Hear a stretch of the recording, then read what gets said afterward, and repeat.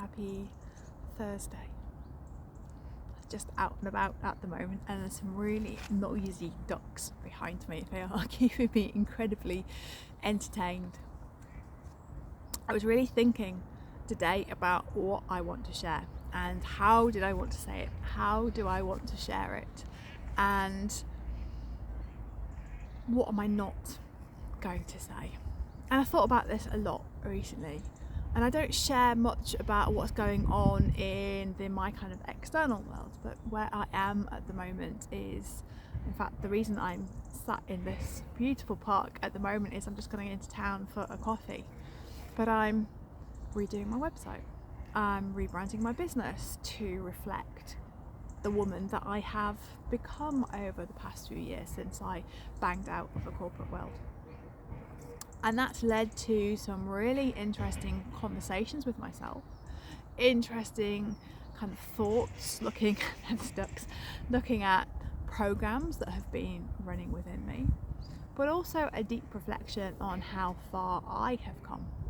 So I started this way of living, this way of being. I hate the word journey, but I started this pathway, it's a better one, about 10-11 years ago. And I remember being stood in my kitchen of a brand new house, bought a brand new house, brand new kitchen, mopping the floor one night going, God, there must be more to this. There must be more than this. Why am I stood in this kitchen in this beautiful house thinking, this isn't for me? There must be more to this. And that led me on the path of my awakening process. So my awakening process has been quite gentle comparative. Yes, there's been some hugely unpleasant things happen, but I've kind of navigated through them. So I haven't had the bangs and the whistles. It's been quite slow, it's been quite gentle. And as we've been in the last 3 years, there's been a certain intensity to it, shall we say, but I've been able to ride that intensity with knowing I've been on this path and it's just the next stage. Every time I'm shown the energy being ramped up, it's like, okay, you can handle this, you know what you're doing, you've been here before. And that really got me thinking about truth and why we fear speaking our truth. And if you're following the amazing Tim Wilde, you'll know that he's been talking about the removal of the Atlantean Collar. And I was listening to Karen Maynard yesterday, and just how she spoke from her heart. I shared it on my post on my feed because that's where we're going to. And then I dug into that deeply and really thought about, why do I struggle to share my truth? What is it that I fear that I can't speak what is truly on my mind? And I know I've done this before. I've really circumnavigated topics. I've dropped hints which some people might have been able to follow. I've dropped the breadcrumbs. But I haven't spoken my truth through fear. And that fear is the fear of being judged. The fear of having it all taken away from me again. Which leads me kind of into the story of where my fear of speaking my truth has come from, and how through that removal of that Atlantean collar, I'm really being able and making myself go into the energy of being able to speak from my heart and speak my truth. And it's going to take a little bit of time because I'm definitely suffering from a lot of itchy, tickly, sore throats at the moment. I remember waking up this Sunday and my throat was really, really sore, really, really dry, like we're coming down with tonsillitis. And I didn't know anything about the removal of the Atlantean collar because I decided I was taking a day off tech on Saturday, so I hadn't seen Tim's update. And this has been the kind of continuation. It explains what's going on, but there's this continuation of this itchy, scratchy throat until I've said my piece. And I know when I've said my piece, that energy of that throat chakra will really start to recalibrate. So it's a bit of a tale today. I'm trying not to make it too circuitry. I'm not kind of like, going around the houses on it. But my fear of speaking the truth goes back a long time, and it goes back to Atlantis.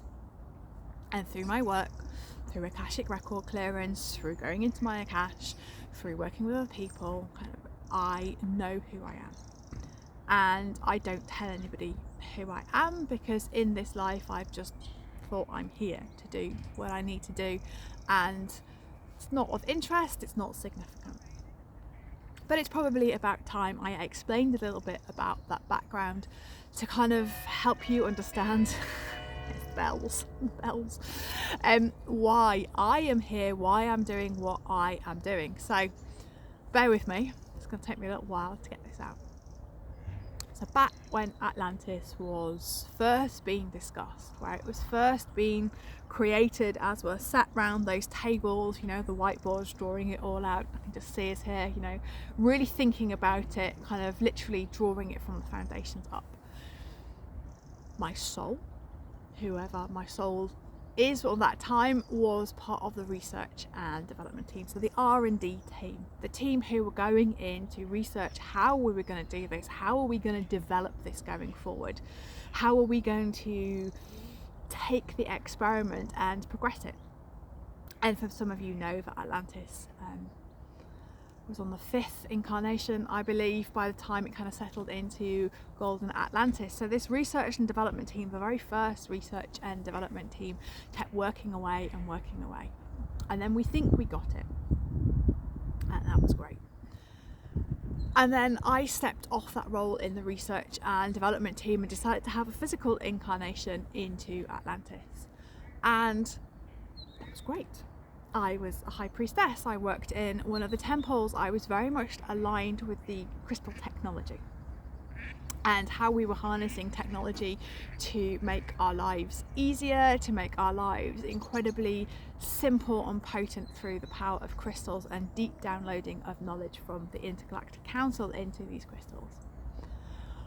And that's where the story starts to take a different turn, because I can still see it now, remembering being in the temple, remembering being near one of the crystal skulls, and remembering that as all this light-coded technology was becoming through, the dark magi had started to work their magic. They'd started to take that power for myself. And I remember being in the temple, having my arms pinned back behind me as this technology was literally taken from me, ripped out of my hands, so to speak. And that has led to a deep fear of, if I speak, because I was speaking into programming these kind of crystals, this technology, that if I speak, it's taken away from me. So part of my soul's journey was to come back to almost atone for what happened. Although it wasn't my fault, there was this deep sense of guilt, this sense of fear of not being able to speak my truth anymore, the fear that it will be taken away from me again. So that was that lifetime, and I came back at the fall of Atlantis, not to be a high priestess, but to be one of the souls that was swept away by the great waves, because I felt that was all I was worthy of. And these fears have hung around for a very long time. This fear of speaking, this fear that things will literally be ripped from my grasp. And I know when I've looked at other past lives I've had, when I've been a priestess, a druid priestess, where I've been deeply aligned with the stars, that I have been on Mona, on Anglesey, at the time when the Romans literally sacked Anglesey again. Part of my atonement for what happened in Atlantis, I have relived that several times, and this is the lifetime where we have to really say stop, no more. We're all coming back, we're all incarnating to come back to not prevent this happening, but to make sure this doesn't happen again. And I know that's part of the reason why I'm here. So this kind of soul contract that I had made to atone for everything that I had done or perceived that I had done only really came to the fore recently, when I was in a dream state and asked, when would I be forgiven? And the answer was, you'll be forgiven when the 8th central sun starts to come online. I was like, oh crumbs, what does that mean? And I was very fortunate that I put a post on Facebook, and Tim was able to respond to me and say, okay, don't worry, this is coming on in October. And I was like, oh, huge sigh of relief, because I know that that's the end of my personal contract of atonement. Now, I've looked at whether I should break that soul contract, and the guidance from my inner self, my higher self, but also from the non-physical teams that work with is, no, just hack it out, okay? You know, we're in September, I can hack it out now until the end of October, and then that for me releases an additional shackle, the shackle around my ankle. And if you look at my left ankle, it's actually got kind of welts around it, and that came up a few years ago, and that's my shackling to that contract.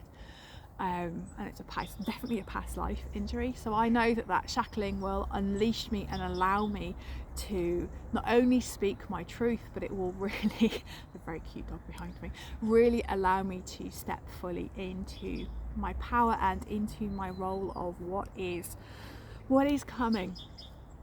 And the reason I'm saying all this is because there is this deep fear of speaking my truth. And I haven't chosen easy incarnation this time round. So I am an Aries sun sign, Sagittarius rising, Sagittarius moon. I have a huge amount of planets in Scorpio.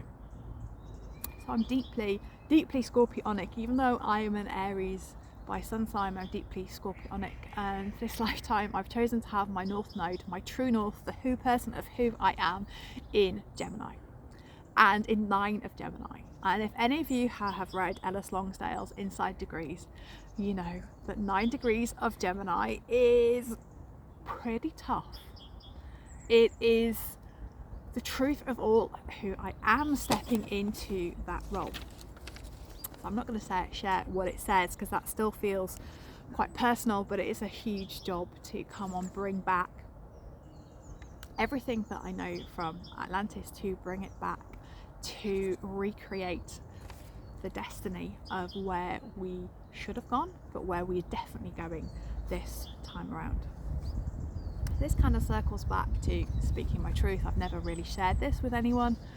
I'm not quite sure why I'm sharing this in public now, but it feels really, really important, because that collar has been removed. The 8th central sun starts to come online. That breaks my personal soul contract. That allows me to step out to fulfill my destiny, 9 degrees of Gemini, but also bringing it back to the more human day-to-day kind of life. I have been really afraid to speak, and this comes back to my rebrand, the redoing of my website, because whenever I've spoken my truth in this lifetime and in others, that truth has been taken away from me. I have had people who I trusted take my ideas and go and utilize them for themselves. I could say something quite rude. On a human level, it really makes my blood boil, but it also knows that that is my pattern to break. That is my pattern to break and say, oi, no more. That's my truth. That is my concept, my idea. Please don't take that away from me. So this is where I've been really fearful, and this whole rebrand has brought he agrees, brought it up for me, is because this is now my truth. This is who I am, who I truly am now at this moment in time. And my fear is not to share that, because I don't want anyone to take it away from me. But I now know that this is my truth, and you can't take it away from me anymore. We can't sit back and allow people to take our concepts, take our ideas and run with them as their own. That takes me back to that woman in Atlantis who literally had her arms pinned behind you and everything was taken away from me. So no more, I guess, is the message of what I want to say. Totally agrees with me. No more stealing of other people's ideas, no more stealing of other people's concepts, no more stealing of other people's truth is what I want to say. And the energies who did that to me, I see you. You know, I know we've had a soul contract. I know I've cleared that now. No more. This is where we start to really speak from our hearts. We really start to share our truth, whatever our truth is. This is my truth. It might not be your truth. You can have your truth, but it's your truth. So we're starting to speak from our hearts. We're starting to tap into the deep-seated inner wisdom, which is hidden away for many of us in our hearts. We need to really, really unleash that at the moment.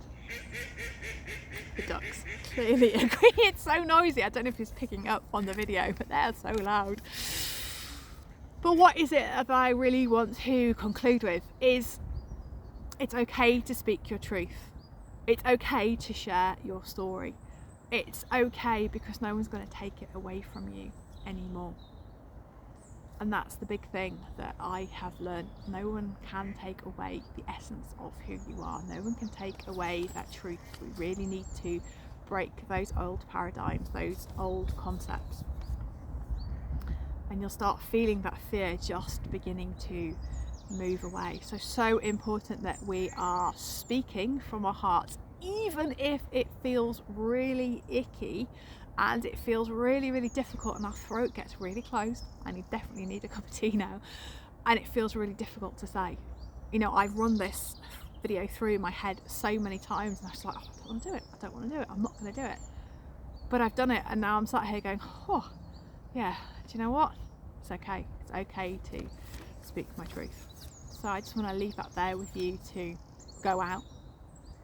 Really speak your truth. Speak from your heart and don't have the fear, okay?